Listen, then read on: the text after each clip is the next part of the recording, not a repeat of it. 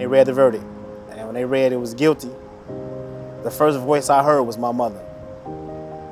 And I heard her, and she started crying, she broke down.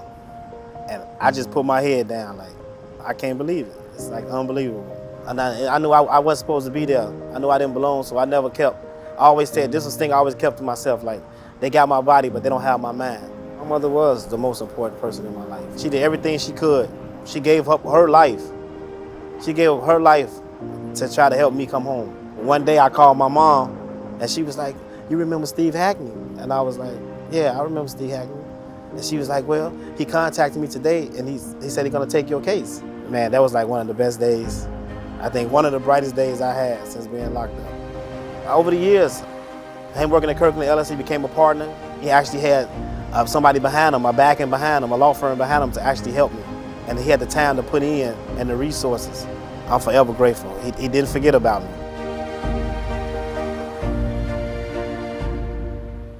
I was very lucky. I worked with some really good teaching attorneys who took an interest in me, cared about my future at the firm, cared about my development as a lawyer.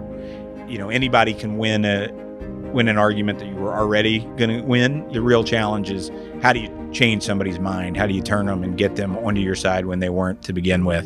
And I think that's a tough skill to develop, and one that I do think improv was helpful with.